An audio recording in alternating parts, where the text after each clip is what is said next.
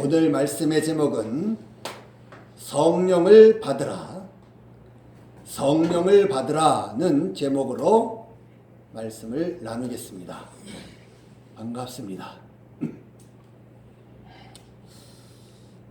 지난주 18절을 보면 막달라 마리아가 주님의 부활을 다 고했어요. 제자들에게 가서 주님의 부활을 또 주님의 말씀을 다 전했어요. 그러면 다 들은 제자들이 어떻게 해야 될까? 생각을 해보셔야 되겠죠? 여러분이 그 시절에 그 제자들이었다면 어떻게 해야 좋을까? 했을까? 이런 것들을요. 그걸 다 듣고 그리고 제자들은 유대인들이 두려워서 문들을 다 걸어 잠근 거예요. 그냥 문이란 문들은 그냥 싹 다 걸어 잠그고 꽁꽁 숨어 있는 거예요. 그래서 주님께서는 이 제자들에게 말씀만 가지고 말씀을 정립해 주는 것만 가지고는 안 된다라는 것을 아시고 실제로 보여주러 오신 거예요. 실제가 되게 하기 위해서요. 이 제자들이 어떤 상태냐면 여전히 육체 우선이고 가시적 결과가 절대고 자기중심적이다 그런 얘기예요. 그런 마귀의 종이다라는 것이에요. 여전히요.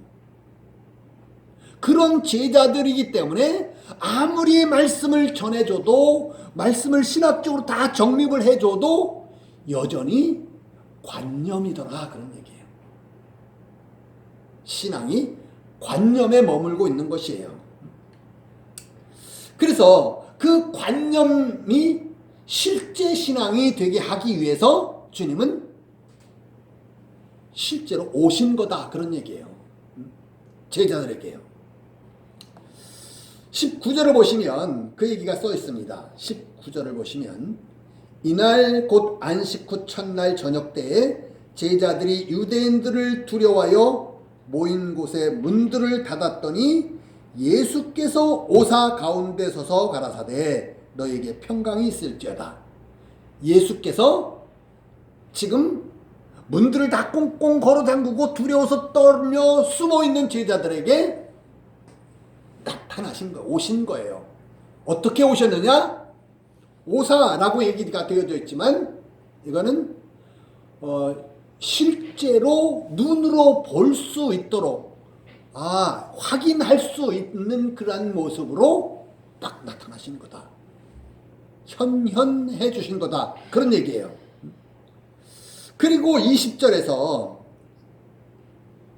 이 말씀을 하시고 손과 옆구리를 보이시니, 자, 손과 옆구리를 왜 보이셨을까? 하나하나 여러분들이 다 말씀을 보면서 생각을 해봐야 돼요.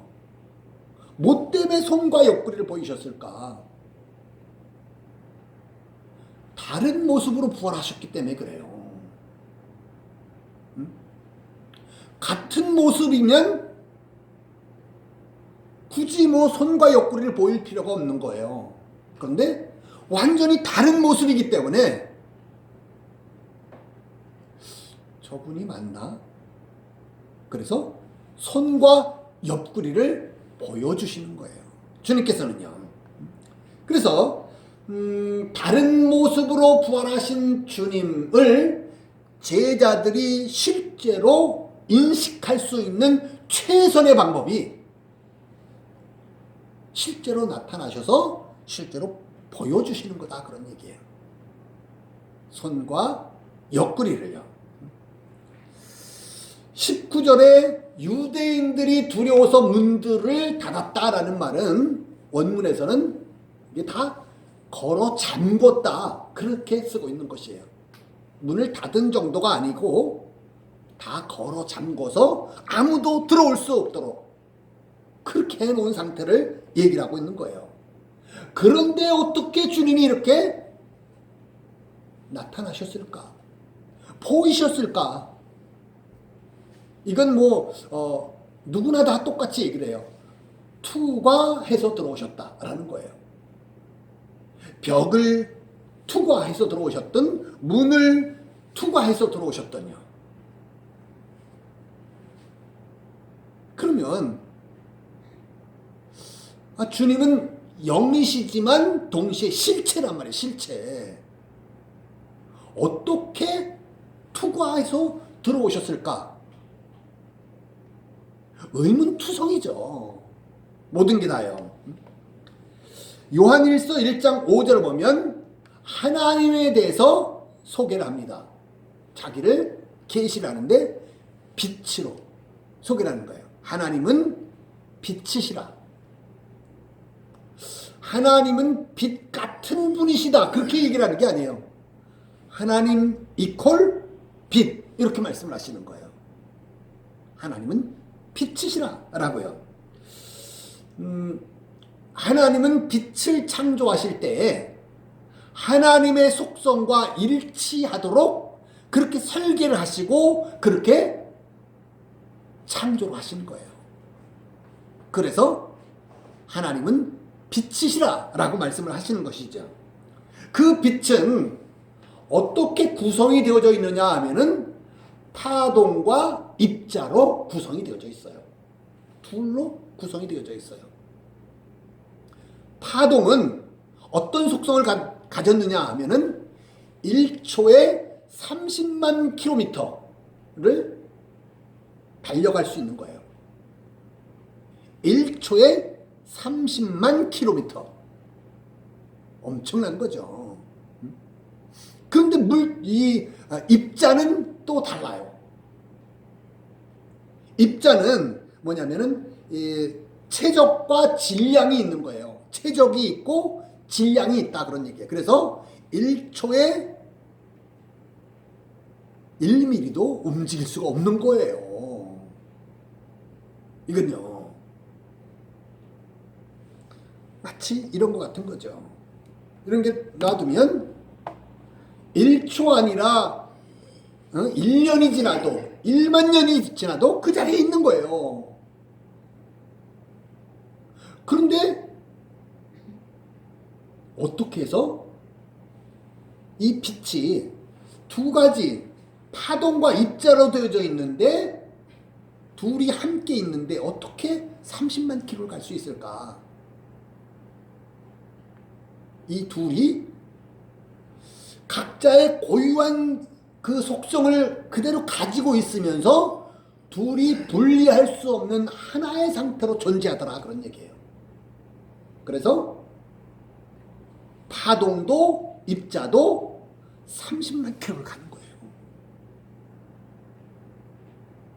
아주 신비한 일이지만 과학이 이를 증명을 하고 있는 것이에요. 빛은 그런 것이로구나.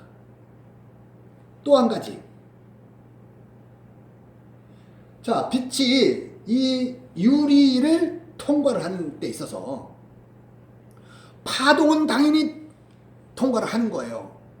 근데 입자는 이게 통과를 할 수가 없는 건데, 그런데도 불구하고 이 통과하기 전에 그 빛이나 통과하고 난 다음에 그 빛이나 똑같이 파동과 입자가 그대로 있는 거예요. 어떻게 가능하냐? 둘이 분리할 수 없는 하나의 상태로 존재하기 때문에 그래서 통과를 하더라. 그런 얘기를 과학이 얘기를 해주고 있는 것이에요.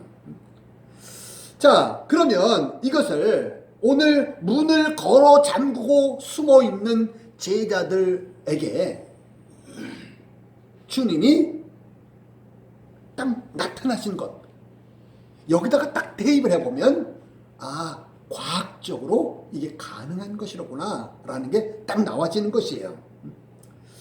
그래서 부활하신 예수님이 어떤 분이시냐면 영이시면서 동시에 실체다 그런 얘기예요. 그걸 영체 이렇게 부르는 거예요.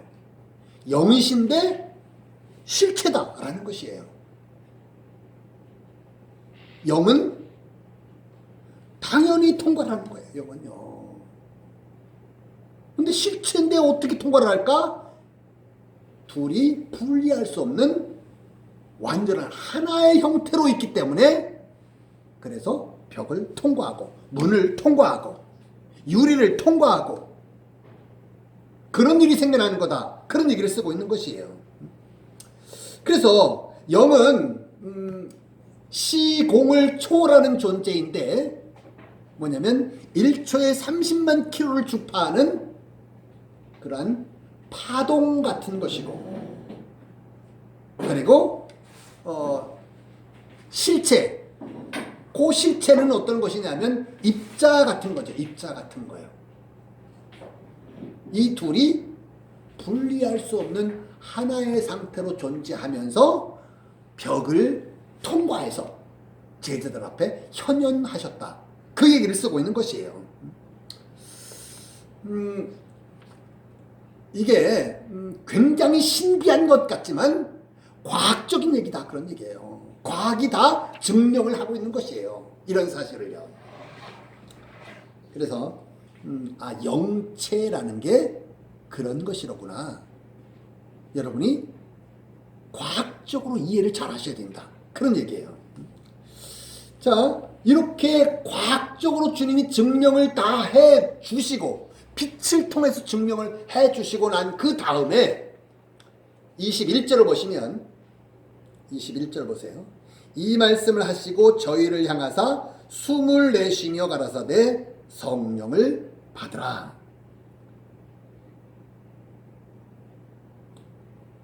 아, 21절 하반절이죠. 제가 잘못 읽었어요. 아버지께서 나를 보내신 것 같이 나도 너희를 보내노라. 아버지께서 나를 보내신 것 같이 나도 너희를 보낸다 라고 얘기를 합니다. 파송하시는 거죠. 파송이요. 자, 아버지가 주님을 보내신 것, 보내셨다는 그 보낸다는 말과 주님이 제자를 보낸다는 그 보낸다는 말, 요게 단어가 완전히 다른 거예요. 우린 그냥 똑같이 보낸다 이렇게 써 있지만, 아버지가 주님을 보내는 것은 아포스톨로, 아포스텔로 그러는 거죠. 아포스텔로 뭐냐면요, 요거는 먼저 주님이 우리를 보내는 건 펜포로 보내는 거예요. 펜포. 자, 아버지가 주님을 보내는 아포스텔로는 뭐냐 하면은 사명을 주신 것까지는 똑같아요. 사명을 주시는데 모든 걸 다 일임하시는 거예요. 주님한테 다 일임을 해서 임의로 다 알아서 해라, 그렇게 보내시는 거예요. 그러면 주님이 우리를 보내실 때 사명을 주시고 네가 알아서 해라 그럴 것 같으면 아포스텔로로 보낼 텐데, 그렇게 보내는 것이 아니라 펜포로 보내는 거예요. 그대로 해라 이거예요. 그대로 해라. 있는 그대로 전하고 그대로만 해라. 마치 전깃줄처럼 해라, 그런 얘기예요. 전깃줄이 뭐 특별한 능력이 있거나 이런 것이 아니에요. 그냥 전기를 오면 그대로 있는 그대로 통과를 시키는 것고 그 역할만 하는 것이에요. 그걸 펜포라고 불러요. 그렇게 보내셨다라는 것이에요. 자, 그런 사람의 대표로 오늘 본문은 막달라 마리아를 등장을 시킨 거예요. 막달라 마리아는 먼저 여자, 자기를 부인한 존재다, 그런 얘기예요. 7 귀신을 쫓아낸, 뭐냐면요, 어디 가서도 교만할 수가 없는 아주 겸손한 모습의 사람. 이게 쉬운 것 같지만 참 어려운 거예요. 여러분이 최소한 우리 교회에서 우리 목사님을 대할 때는 겸손할 수 있지만 여러분 어떤 특별한 어떤 사람을 만나면 그 사람 앞에만 가면 희한하게 내가 겸손이 어려운 사람이 있는 거예요. 없습니까? 여러분은? 막달라 마리아는 7 귀신이 들렸던 존재이기 때문에 누구 앞에 가도 이건 겸손할 수밖에 없는 그런 존재다, 그런 얘기예요. 게다가 울면서 주님을 찾는 사람이에요. 주님을 찾되 아주 애통하면서 주님을 찾는 거예요. 이런 심령의 사람을 주님은 쓰시는 거예요. 뭘로? 펜포로 보내셔서 그대로 해라, 그런 얘기예요. 주님이 열을 얘기를 했으면 가서 열만 딱 하는 거예요. 주님이 열을 얘기하라고 그랬는데 나는 요거는 딱 재단을 하고 7개만 전해야지, 안 되는 거예요.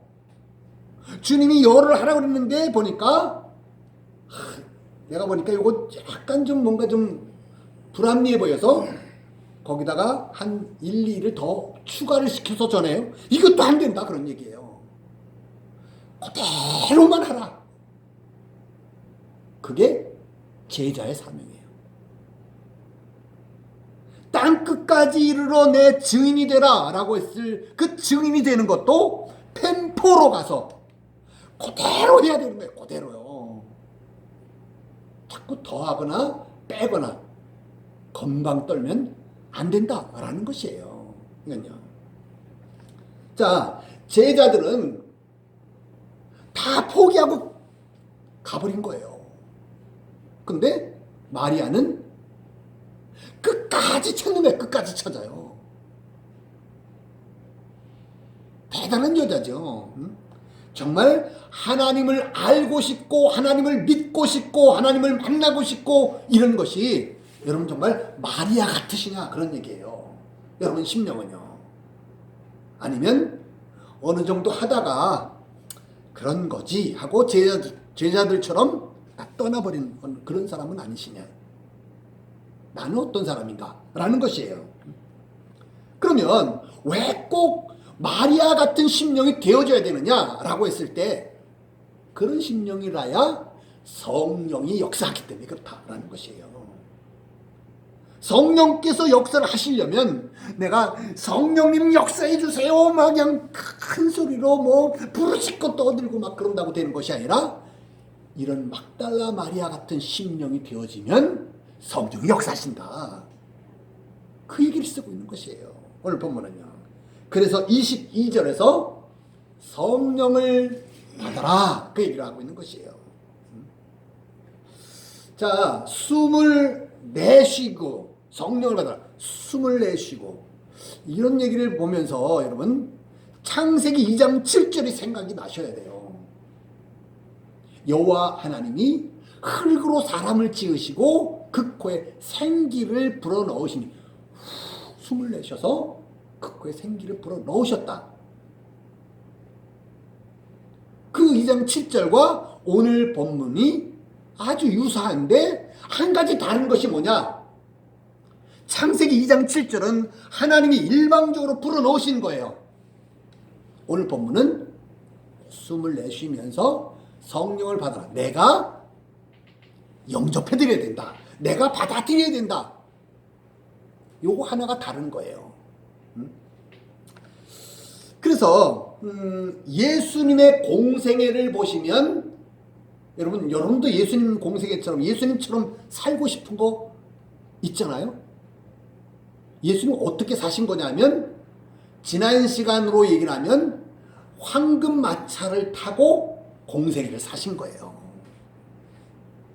우리식으로 얘기하면 보혜사 성령님을 안에 모시고 그 능력으로 사신 거다, 그 얘기를 쓰고 있는 것이고요. 그러면 황금마차를 어떻게 탈 수가 있을까? 보혜사 성령님을 어떻게 모셔드릴 수 있을까? 그걸 우리 눈으로 볼 수 있게 해준 게 삭개오가 예수님을 자기 집에 모셔드린 거예요. 이렇게 예수님 우리 집에 좀 오세요. 자기 집 안에 예수님을 모셔드린 것처럼 똑같이 실제로 보혜사 성령님을 실제로 내 안에 모셔드려야 된다. 그 얘기를 쓰고 있는 것이고요. 문들을 다 걸어 잠그고 있는데 주님이 들어오시는데 어떻게 내가 모셔드려야 된다. 그 얘기를 쓰고 있는 것이에요. 내가. 그래서 우리 안에 임마누엘을 하시면 그때부터는 내가 황금마차를 타고 살게 되어지는 거다. 그런 얘기예요. 능력의 삶을 살게 되어지는 거죠. 한마디로 능력자가 되게 해주시겠다라는 것이에요. 주님은요. 그걸 죄의 사함이라는 신학으로 그 뒤에 이어서 말을 해주고 있는 것이에요. 자, 그 뒤를 한번 봅시다. 23절이죠. 너희가 네 죄든지 사하면 사하여질 것이요 네 죄든지 그대로 두면 그대로 있으리라. 죄를 사하고 또 그대로 둘 수 있고 하는 그러한 능력자가 된다라고 얘기를 하는 거예요. 이게 얼마나 엄청난 일인가라는 것을 여러분이 지난 한 주간 동안의 성경을 읽으면서 이게 가능한 얘기인가라는 것을 많이 생각을 해보셨어야 돼요. 놀래도 엄청 놀래야 되는 것이죠. 그냥 뭐 그런가? 그래서는 안 되는 거죠. 이건요. 자, 이 죄 사함의 문제, 죄를 사하는 문제는요, 항상 핵심이 어디에 있느냐면 죄를 사해주는 사람의 문제예요. 이건요.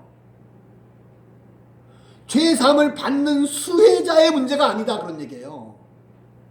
이걸 잘 아셔야 돼요. 어떤 사람이 죄를 졌어요. 그래서 그 죄를 막 뉘우치고 회개하고 개과천선을 해가지고 아주 그냥 깨끗해, 아니죠. 그냥 본인이 엄청 회개를 해서 선한 사람이 됐어요. 근데 이제 용서를 해줘야 되는 사람이 그 사람을 보고 용서해주는 마음이 없는 거예요. 이 사람이 아무리 바뀌어도 용서를 제공해주는 이 사람의 문제다. 그런 얘기예요. 아니야, 나는 용서하기 싫어. 안 되는 거예요. 그건요. 뒤집어서 반대로요. 어떤 사람이 죄를 짓고 그냥 여전히 그대로 있는 거예요. 회개도 안 하고 그냥 있는 거예요. 근데 상대방이 난 저 사람 죄를 용서하고 싶어. 난 용서할래. 그럼 용서한 거예요. 용서가 되는 거예요. 그건요. 여전히 약한데 용서가 되는 거다. 그런 얘기예요. 이 죄사함의 문제를 여러분이 깊이 많이 생각을 해야 돼요.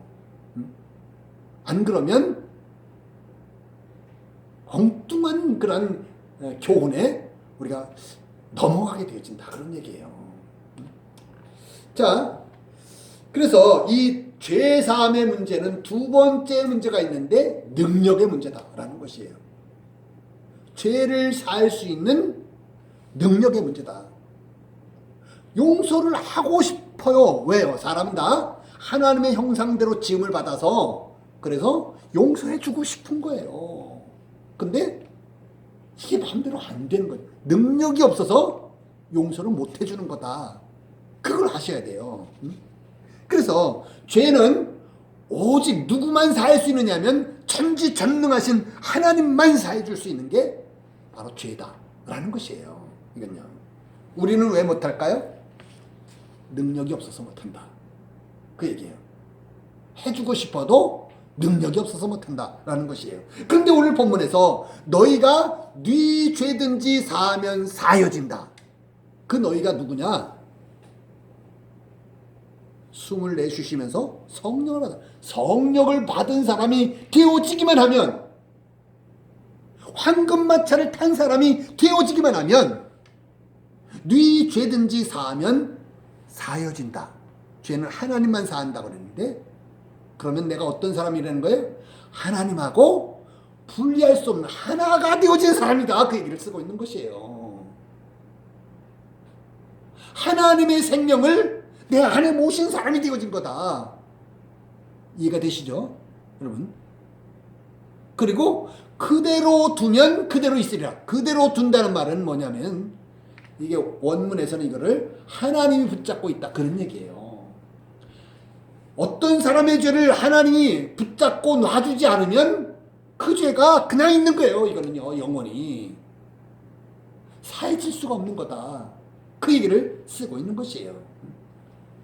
그래서 마태복음 17장 20절을 보면, 너희 믿음이 겨자씨만 해도 이 산을 들어 옮긴다, 이렇게 얘기를 하는 거예요. 산을 들어서 옮기는 게 이게 하나님만 하실 수 있는 일이다 라는 거예요. 인간은 못하는 거예요. 근데 너희 믿음이 겨자씨만 해도 뭐예요? 너희 속에 하나님이 들어 계시기만 하면, 보혜사 성령님을 모셔드리기만 하면, 황금마차를 탄 사람이 되어지기만 하면, 너희가 하는 것이 아니라 너희 속에 하나님이 하신다, 그 얘기를 쓰고 있는 것이에요. 이건요, 이해를 잘 하셔야 돼요, 여러분이.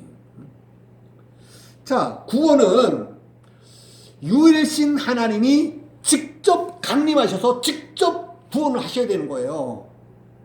왜 직접 하셔야 될까? 왜 그러냐면 원죄 구원이기 때문에 그래요. 원죄 구원이요.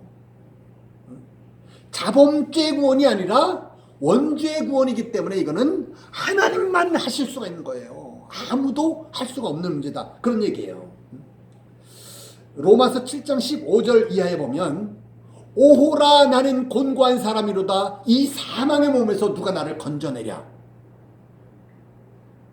나는 사망 가운데 있는데 내가 나를 생명 가운데로 안 되는 거예요. 이게 누군가가 와서 나를 생명으로 옮겨주기 전에는 불가능하다라는 것을 쓰고 있는 것이에요, 이 얘기는요. 자, 그러면 직접 구원, 하나님이 직접 구원은 어떻게 하시는 거냐? 원죄라는 것을 여러분이 많이 생각해야 되는데, 원죄는 내가 하나님과 분리되어져 있는 것이에요. 자범죄를 왜 짓느냐? 내가 하나님과 분리되어져 있기 때문에 자범죄를 자꾸만 짓게 되어지는 거다, 그런 얘기예요. 윤리 도덕적으로 아주 깨끗하고 아주 그냥 성스럽게 살고 뭐 그렇게 사는 것 같아 보여도 하나님과 분리되어져 있으면 그 사람은 다 하는 일마다 다 죄를 짓고 사는 거다, 그런 얘기예요. 좀 날라리 같아 보이고 시원찮아 보이도 임마누엘이 되어지는 사람은, 그 사람은 죄를 짓지 않는 거예요. 그 사람은요. 황금마차를 어떻게 하면 내가 탈 수 있을까? 여기에만 내가 전심을 다해야 되는 거예요. 보혜사 성령님을 내가 어떻게 하면 모셔드릴 수 있을까? 그러한 예로 막달라 마리아를 딱 등장을 시켜서 자기의 모든 야망을 다 내려놓고 늘 겸손하게 주님만을 그냥 애타게 눈물을 흘리면서 주님만을 소원하고 찾는 그런 심령이 되어진 막달라 마리아를 딱 등장을 시키는 거예요. 뭐 하나만 하라고요? 황금마차 타는 일 그거 하나만 하라고. 보혜사 성령님을 모셔드리는 임마누엘 그 일만 하라고요. 일생우린 이게 우리의 가장 큰 소원이 되어져야 되는 것이에요. 이게 실제냐? 이게 중요한 것이죠. 아는 거야 뭐 이렇게 들어서 알 수 있는 거예요, 다요. 문제는 그게 내게 실제가 진짜 되어지느냐라는 것이 중요한 것이죠. 그래서 그 임마누엘은 뭐냐면 내가 모셔드리는 것, 요 영접이라야만 가능하다라는 것이에요. 일방적인 것은 나는 가만히 있는데 내가 믿는 사람이 됐어, 안 되는 거예요, 이거요. 가만히 있는데 들어오는 건 뭐예요? 귀신, 마귀요. 주님은 언제든지 인격적 관계에서 나와 하나 되길 원하시는 거예요. 내가 원하기 전에는 안 하신다, 그런 얘기예요. 주님은요. 그래서 육체의 종, 아담의 후손은 다 육체의 종이죠. 마귀의 종이다, 그런 얘기예요. 육체 우선이고 가시적 결과 기준이고 자기중심적이고, 그런 마귀의 종이 죽어야 되는 거예요. 죽기 전에는 안 된다라는 것이에요. 그래서 아무든지 나를 따라오려거든 자기를 부인하고 자기 십자가를 져야 된다라고 성경은 얘기를 하고 있는 것이고요. 그래서 이 땅에 사는 동안, 이 목숨이 아직 붙어있는 그 동안에 이게 이루어져야 되는 거예요. 황금마차를 타는 일이 이 땅에 사는 동안에 이게 이루어져야 된다, 그런 얘기예요. 그러면 그 황금마차를 타고 이제 그때부터는 주님처럼 승리하면서 사는 거예요. 날마다요. 어떤 일에 승리해요? 육체에 대해서 승리를 하고 이 세상에 대해서 승리를 하고 그런 승리의 삶을 사는 거죠. 그렇게 살다가 그 황금마차를 타고 천국이라는 천국역에 그 황금마차가 우리를 거기다 갖다 내려주는 거예요. 그래서 그때부터 영생, 주님과 함께 천국의 영생을 누리게 해주시겠다라는 게 주님의 구원이에요. 주님의 구원이요. 이 자리에서 한 사람도 낙오되지 아니하고 함께 그 길에 다 동참하는 여러분 모두가 되어주시기를 간절히 소원합니다. 기도하겠습니다. 살아계신 아버지 하나님, 은혜와 사랑을 감사합니다. 저희들을 사랑하시되 끝까지 사랑해 주시고 또 여기까지 인도하시고 여기까지 역사해 주신 주님의 은혜를 진심으로 감사를 드립니다. 하오나 우리는 정말 그렇게도 완악하고 그렇게 연약한 저희들인 것을 주님이 잘 아십니다. 정말 제자들을 긍휼히 여기시고 제자들에게 역사해 주셨던 것처럼 우리들도 똑같이 긍휼히 여겨주시고 역사해 주시어서 정말 제자들이 황금마차를 타고 결국은 저 천국에 이른 것처럼 우리들도 다 황금마차를 탈 수 있는 우리 모두가 되어질 수 있게 주님이 복에 복을 더하여 주시옵소서. 예수님의 이름으로 간절히 기도하옵나이다. 아멘. 아멘.